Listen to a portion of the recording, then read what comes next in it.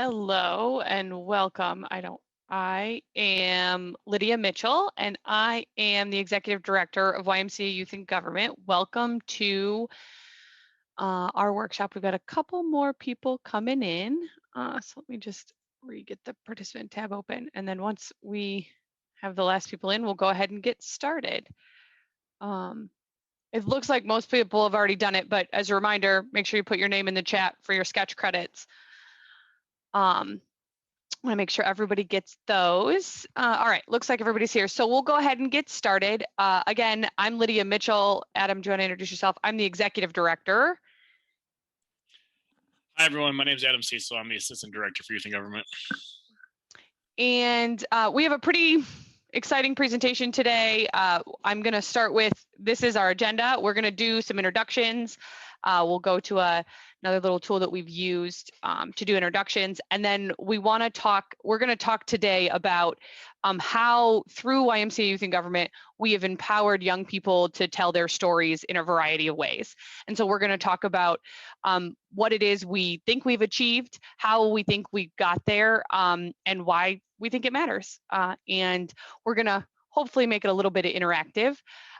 So to that note, the first thing that we're going to do is on those introductions is actually jump over to a Jamboard.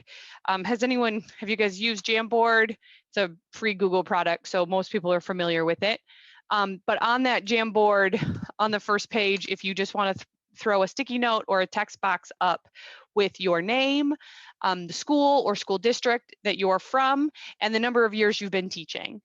How many years have you been teaching? And so I did a little example in the bottom corner. I will do a quick share. If you have not done Jamboard before, you can see what it looks like here. So I've created a Jamboard. I used the text box to create this box here. And then you can either create another text box and type in it, or create a sticky note, select your color, and type in it. Awesome. Thank you. Lady, I'm going to drop the Jamboard back in the chat. There's a couple people that just joined and they won't see it in the chat. So okay. For those who just joined, we're using a Jamboard. So if you follow that link that was just put in there.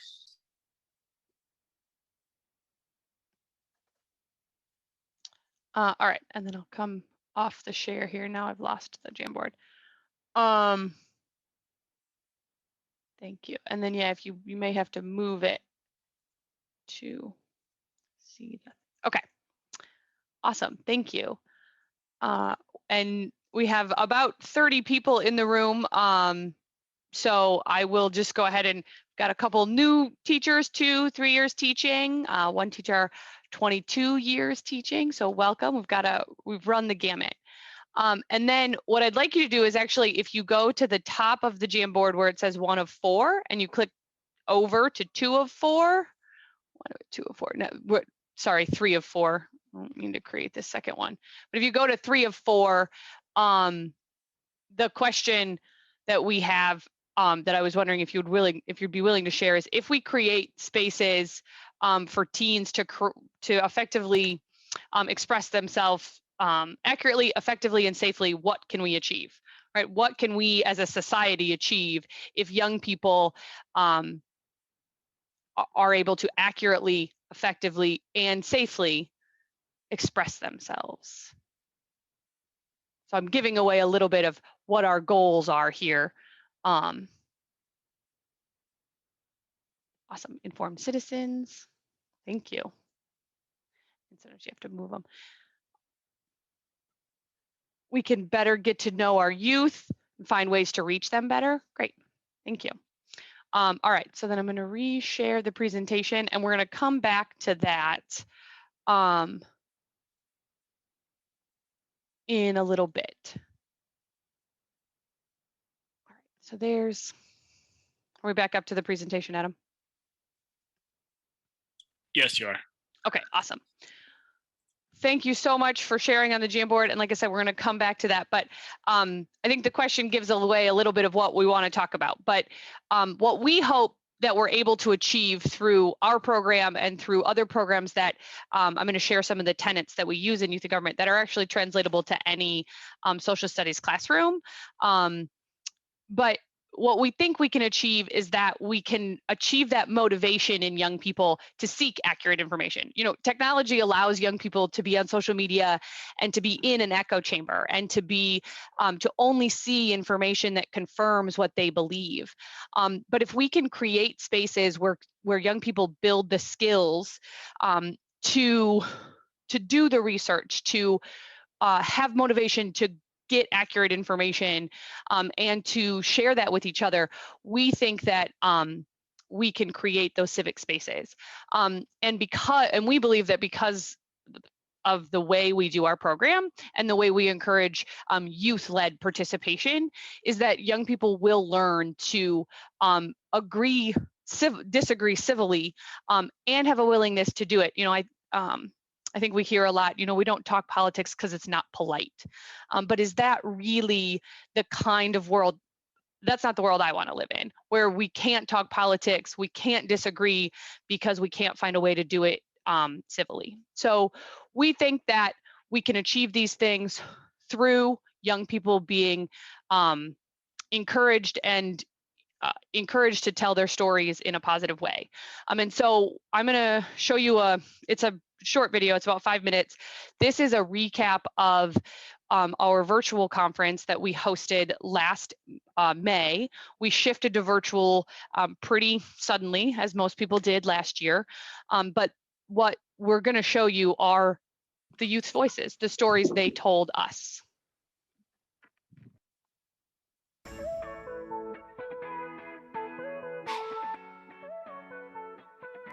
Through this virtual conference, I hope this is a new experience for everyone, that you will embrace with a new vision and a clear conscience and open arms.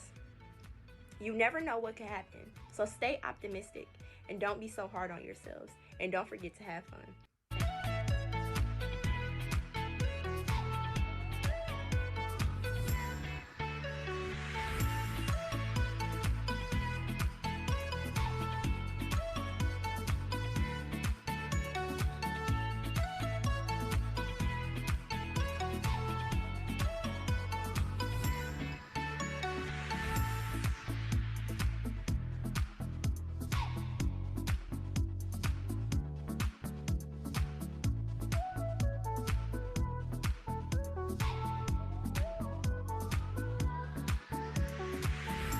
Please welcome your 2021 Lake Conference Youth Governor candidates from Black River High School, Jonathan Lowry, and from Chandler Park High School, Tramel Tinsley.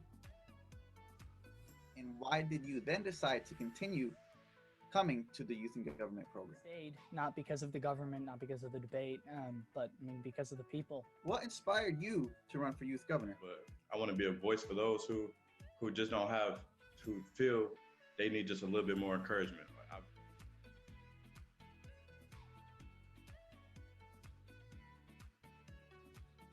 This is a video of every single country in the world, and it gives like about a second for each flag. Nepal, Morocco, Suriname, Iran, Equatorial Guinea, Singapore, Turkey, Kyrgyzstan, North Macedonia.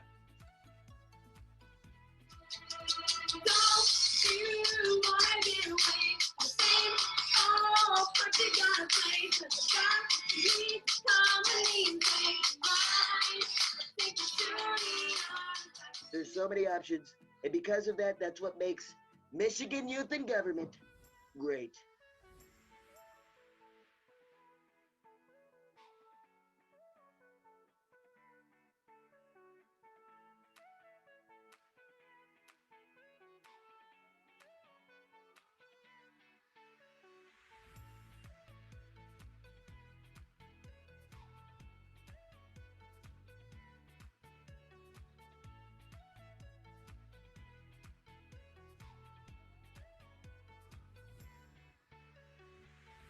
A bill to mandate that every grocery store issue a 15% discount on fresh produce to those on food stamps. A bill to mandate meatless options in Michigan public schools. A bill to mandate that all public school funding shall be approved by July 1st. A bill to mandate that each public school must offer a SAT preparation class. A bill to mandate Michigan high schools adopt a mental health day policy. A bill to make a mile marker for every fifth of a mile on all expressways in Michigan. A bill to mandate a 10-cent deposit on all plastic, glass, and aluminum disposable drink bottles. A bill to mandate Michigan Law 435.251 be abolished and no longer recognized as a law in the state of Michigan. A bill to mandate that places in which there are baby changing stations in a women's restroom, there shall also be baby changing stations in the men's restroom. A bill to reimburse full-time public educators for expenses relating to their school, classroom, or students. A bill to mandate that public transportation should be free for all students under the age of 18. A bill to ban the shackling of female prisoners in labor and allow them skin-to-skin contact with their newborns. A bill to require Michigan drivers to have and be informed about the option of putting their blood type on the driver's license. A bill to require that prisoners serving minor crime sentences will be allowed to vote in state and local elections. It's students like us that inspire others, because we show that ability to pick up the pieces and make something out of what some people may see as nothing. So I thank you. When we all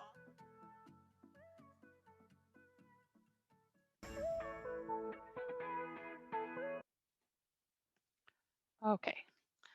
Sorry, it takes me a quick second to get back from screen sharing visually. So thank you for indulging that. The video is a little bit long, but I think hopefully what it shows you is where we get to after everything we're going to talk about when we talk about how we empower these kids to do what they did. We shared the end result. All of the legislation that was passed, all of that was original and written by the delegates and decided on and debated by the delegates.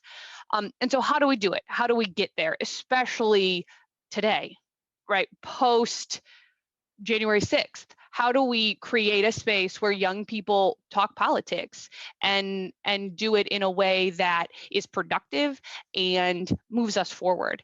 And so these are our kind of 4 tenets, the relationships they build. When I go to share the video, I think, okay, that's a long time for that talent portion.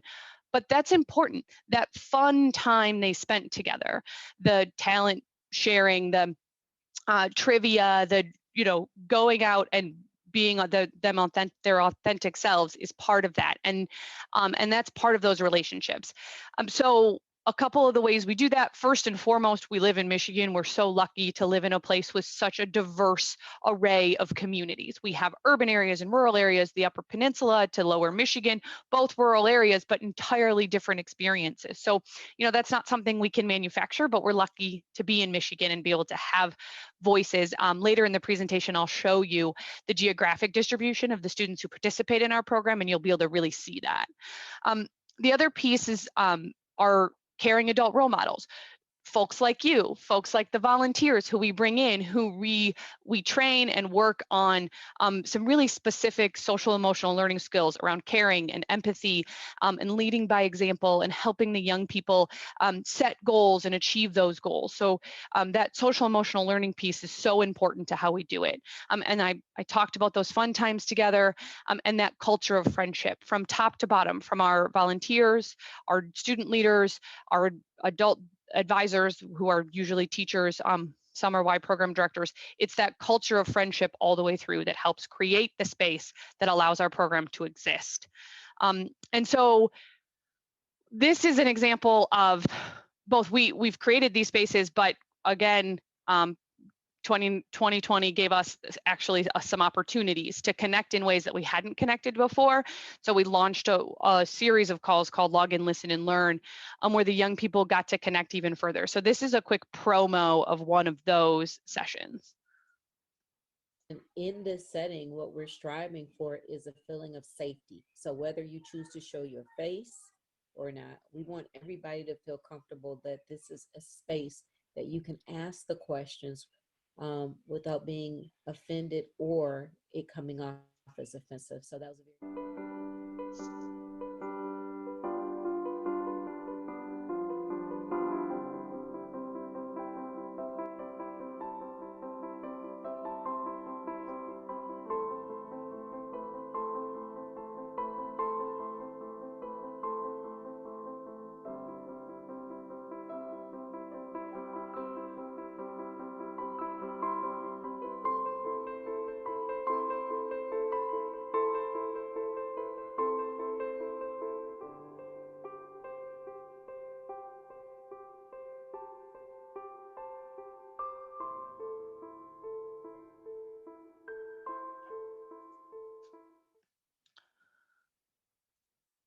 And in this setting, what we're striving for is a feeling of. There we go. And so I maybe should have prefaced that a little bit. We didn't give you the content of what those young people were saying, because those were conversations about diversity, inclusion, racism that those young people have faced. And so we want to protect their privacy and those safe conversations. But I think the looks on their faces and the variety of emotions that we could see really speak to the type of space we were able to create. And then the final piece on relationships is I've talked a little bit about Michigan being diverse, but YMCA Youth in Government is a national network. We're part of more than 38 other states have a youth in government program, and we're connected to those folks. We also participated in a series of Midwest calls, so being able to expand again, because of COVID, because of our virtual space, we've been able to expand the young people that we were able to connect with across the region. And I'm missing Kansas in our Midwest Alliance. So I'm also I'll drop the, there's a link here. I won't show you the whole video here, but I'll go ahead and drop that link in the chat. That is a video of the youth in government programs across the region. And then we also do, moving forward, we're doing quarterly calls with all of the youth in government young people from around the country. And all of this is under the umbrella of the YMCA. And so what that offers us is some opportunities for additional collaboration, real life advocacy work in Lansing and in Washington, DC, and some really strong community bases. So depending on where you're from, we have strong Ys in different communities that offer different types of support. So this is all part of what makes us a little bit unique. So that was all about relationships. The second piece I put on there were the resources, the tools. So you guys are all educators, and so everything often comes back down to lesson plans. Is there a curriculum? Are there lesson plans? So there's a couple things. The first is our delegation toolkit. Everything I'm going to talk about is on that website that you see there, myig.org/lesson plans. We have a delegation toolkit with a monthly guide to how to implement this program in your school, and how to bring it forward, as well as specific tools around research and how to write a bill. Those bills that you saw, again, those students wrote those using this curriculum.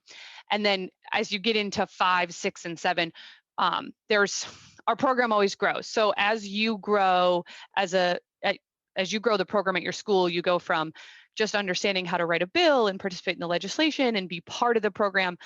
As young people become veterans in the program, there are more and more options. So we have lobbyists, we have the governor's cabinet, which represents the executive branch. We have a legislative oversight portion. We have a lot of other portions. So the program grows as the young people kind of learn the different processes. And so I think the piece I would say here is that for the most part, those schools that participate in our program are led by social studies teachers. Most of you are social studies teachers. So the concept of how to teach the 3 branches of government, or how to teach how representatives and senators are selected, we know you already have that expertise. We don't put a lot of time and effort into drawing that out for you. What these lesson plans really point to is how to translate that into youth in government. So for example, there's a lesson plan called There Ought to Be a Law, and it's a whole lesson plan on, I have a problem in my community, how do I address it? Does the law need to change? Do I need a public interest campaign? Do I need to do a service project? That's what our lesson plan focuses on, how that would translate to youth in government, but those are translatable tools, and again, lessons that you teach in your classroom every day. And then the piece that I think transitions here is, and the most kind of the piece that's hardest to understand, is the parliamentary procedure and learning the bill writing, then bill flow and parliamentary procedure process. So there's lesson plans for that, but also that's our tool. So we go from building relationships with young people to, as we move into the committees and into the chambers, and they take that legislation that they've worked so hard on and done their research on and are committed to, and parliamentary procedure is the next buffer. It's that buffer to rules in the class, in the chamber, and in the committee that allow civil debate and allow us to have a process where the young people can engage with each other on even footing, if you will. I think that is the end of my notes on that slide. And then the final piece of tools of how we do it is so much of what we focus on is youth led. So youth ownership is what we think leads to that youth voice. When, you know, we can put them in a classroom, and we do, right? We work with lots of different teachers who either run a debate program or they do debate in their classroom, and it's here's a topic, you're pro, you're con, practice debate. And that's an important skill. But the difference here is that we're saying, what's important to you? Where do you stand on it? And when they have that ownership, that voice, that belonging, that is what takes it to the next level. That's what allows them to really grow and thrive. And then their ownership helps you. So again, you have some young people who really are committed, enjoy the program, make friendship, build friendships, write great bills. They come back to it more committed the following year, and they grow the program. So there, it's that peer leadership is again part of that process. Okay. And then our fourth principle was around diversity and inclusion. And so these are our guiding principles around diversity and inclusion. Every set of yearly trainings, so, and I'll talk about kind of the yearly calendar in a minute, but has a couple touch points where we work directly with the youth leaders, and we always invest time and energy in diversity and inclusion. And so these are our guiding principles and the principles we try to lead with when we talk about diversity and inclusion, when we talk about how to see diversity in various ways. And then so again, I'm going to come back to that login, listen, and learn. This was the first login, listen, and learn training we did, and I'm going to share, the video is a share of a word cloud. We held this session on July 22nd, right in the heat of the summer, both physically, it was hot in Michigan, but it was also the heat of civil unrest in the country. And so these are the voices of our young people as they came together to discuss diversity and inclusion in the context of youth and government and in the context of the heat of this past summer.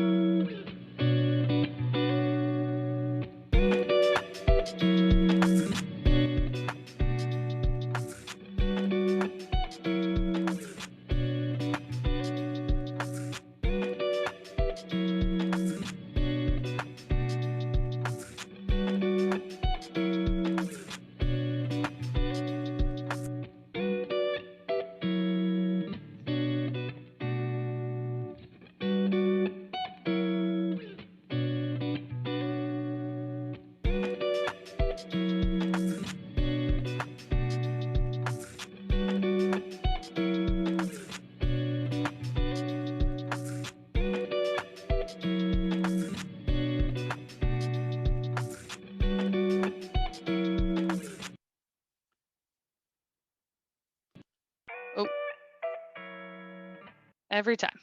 I really did practice that, I thought. So why does it matter? You know, I'm here to pitch our program about how we've created spaces for young people to tell their stories in the context of a mock government program.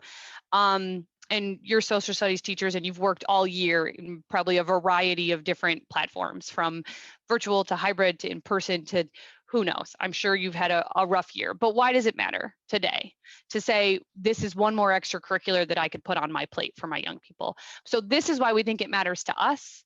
I would, you know, for us, politics isn't a dirty word. We don't want politics to be a dirty word, but I would bring it back to, you know, I'd bring it back to that Jamboard, right?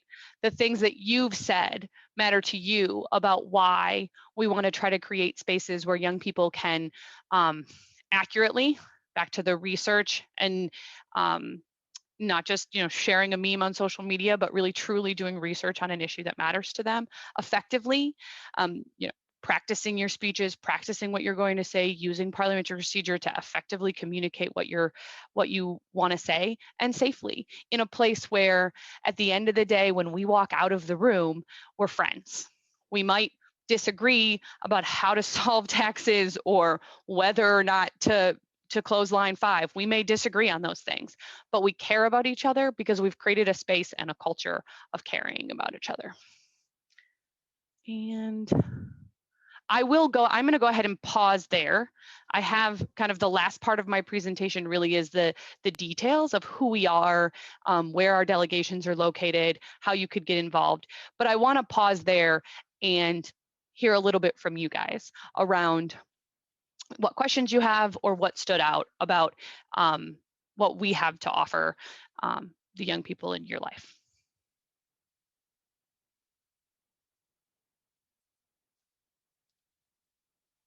Any questions? You could put them in the chat if you don't want to come off mute. Welcome to come off mute. What grades do you start at? Yeah, so we have a middle school version and a high school version. So 6 through 8 for middle school is typically what we do. There's some flexibility there, and then 9 through 12. And I can talk a little bit about those details too.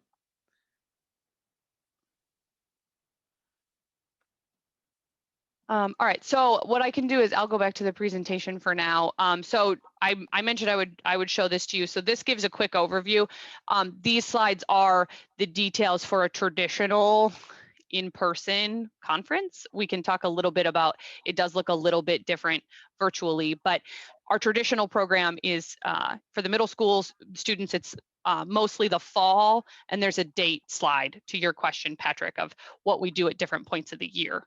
And then those are the pins or the delegations, the schools, we use the word delegation, but the schools or Ys that are part of our program. And the middle school program is a little bit more condensed, which you'll see in a minute. And then those are our high school programs, a little bit longer of a conference. And again, in traditional, back to hopefully 22, we'll be in person in Lansing for these events. Obviously the very first video you saw was the virtual version of this conference. And then so the high school year at a glance, it's the full program, it's the full school year, very full from beginning in September. That delegation leadership retreat, I kind of mentioned there's some touch points in there. Delegation leadership retreat's actually a travel to event for 1 or 2 young people from your community to come and receive training from us. The elections conferences are regional, so they're typically would be at regional college campuses. Again, in a traditional world, last fall they were virtual.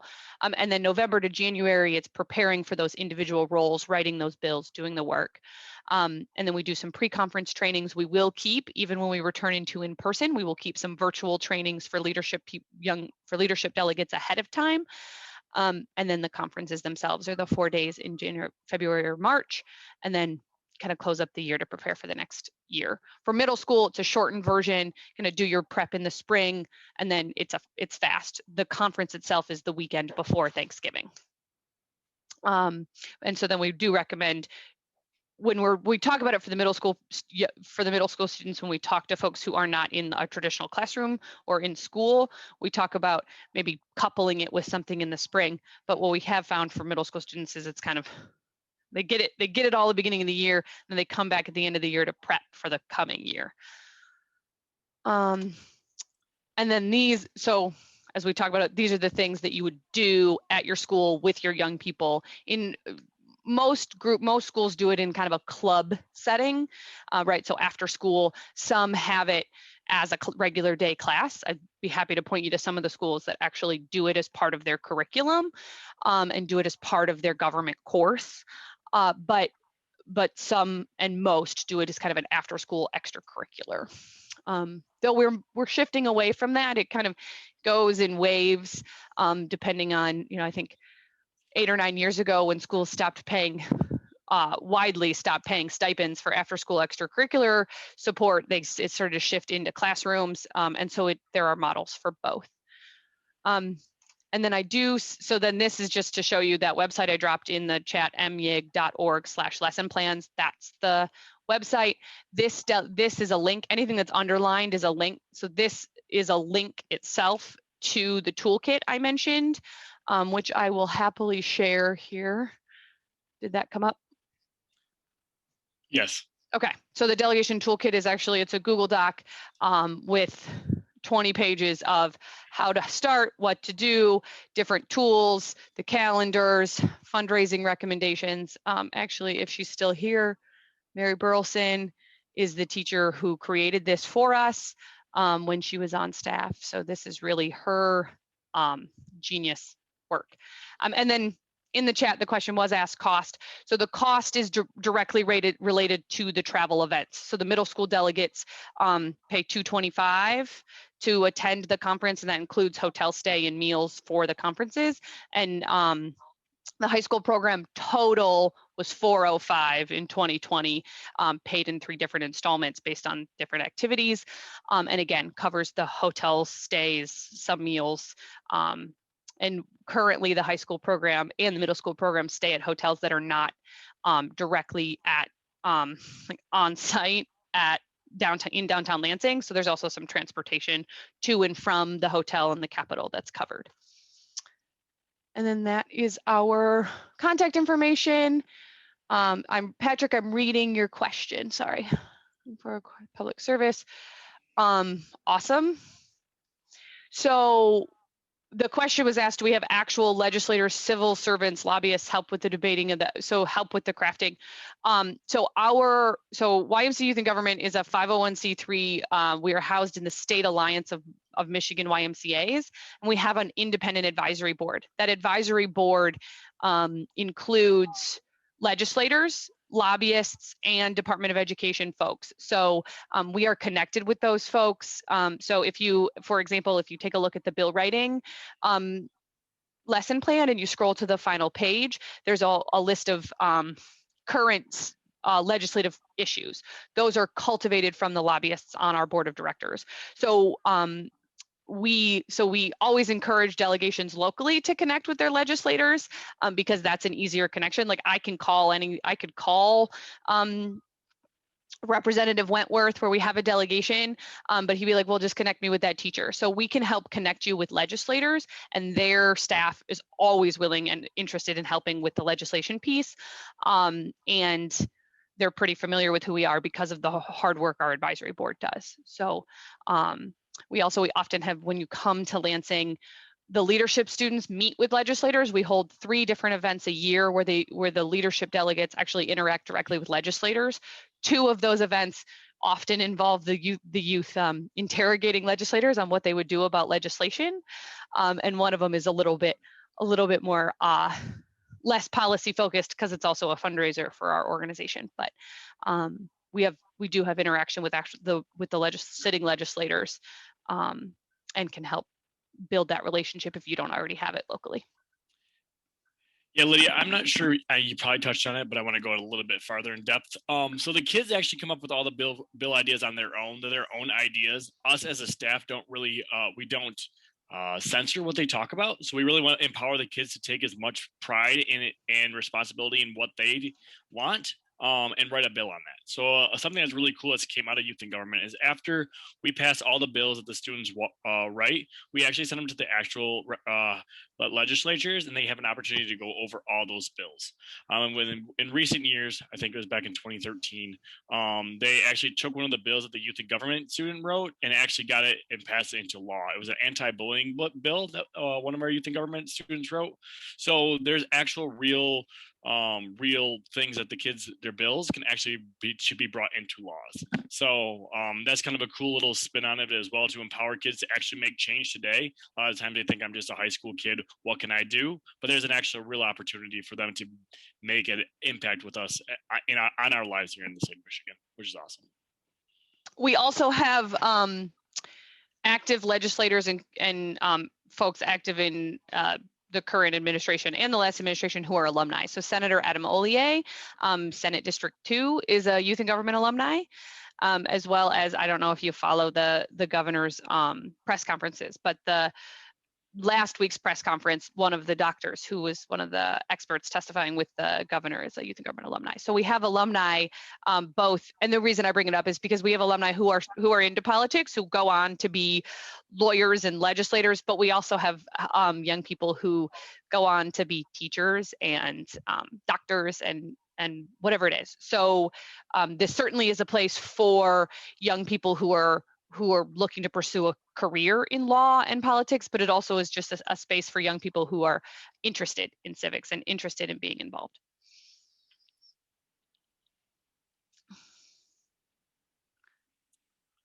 I don't know if I understand the question, Patrick. I think he's referring to Mary's vertical driver's license Oh, got it. one. And Patrick, I'm not sure. That was a little bit before my time of when they passed that one. Did you tell them that they get to sit in the actual seats of the representatives and senators? I don't think I said those words. Yeah. It's been so long since I've actually been allowed to go to Lansing. I seem to have forgotten that piece. Yeah. So when we're in person, the youth and government students basically take over downtown Lansing. So we rent out the Capitol building, and all the students who wants to be senators or representatives actually get to sit in the seats of the representatives and senators and debate their bills on the House and Senate floors. We're one of two or three programs that gets this actual privilege, and it adds so much volume to the conference. So going virtual has been a little difficult since we're just sitting in our bedrooms or in our offices doing it, but it's a real cool experience for the students to actually go into the Capitol building and act out our government. Yeah, that is a very important piece. I do try not to use the word mock or simulation because while they maybe aren't actually passing laws that get written into Michigan's Constitution or into the law books, everything else is real, from the topics they discuss and the bills they write to the process of bills passing from the House to the Senate to the governor. Vetoed bills come back and follow must be passed by a 2/3 majority. Right? Everything else, it's not a simulation, it's not a mock, it's a model of our government. Amanda, what school do you know what high school your cousin was from and what year? Because I'm also a program alumni. Awesome. So we have just over 10 minutes left. I'm happy to continue to answer questions. I also will point you to, sorry, let me find my list of links. If you liked some of the videos that you saw, we also have a YouTube channel where you can see there is at least one other video that I wanted to, where did I put my links? Wanted to make sure I share, and it gets back to the question about, are we engaged with actual legislators? So for our opening session last year, we had Justice Clement swear in the delegates, Speaker Chatfield and Senator Stabenow sent in welcome videos. They're connected to our program and wanted to make sure our young people knew how important their work was. So those videos are on our YouTube channel, and I'm putting the link to our YouTube channel in the chat. And as Adam said, the shift to virtual has certainly had an impact on what we do, but we've been able to really create some spaces that, frankly, I think young people have needed over the last several months, even if they are virtual. Being able to go through 2020 with everything that happened and know that at the end of the week or the end of the month, you had a chance to connect with your youth and government friends and talk about it and really process it was something that I think was important to our young people, and it certainly was important to me to be able to have these spaces. So many of those spaces are highlighted in different videos on our YouTube channel, as well as some of the other program areas. So our mock trial program, we have as part of the overall conference, mock trial, we'd write our own mock trial case and have a competition. We have a national debate platform that's modeled off of our Conference on National Affairs, which is something that 25 of our young people are then selected to go represent Michigan at the National Debate Conference each year. So there are some videos in there that really dig into that. You could get lost in it. I try to focus just on legislative when we first get started, to have you kind of see the process and then grow from there. But we do have all four branches of government, I like to say, because we have a fully functioning press corps as well.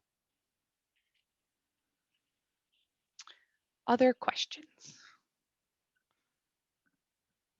Awesome. Well, so there's about 10 minutes left.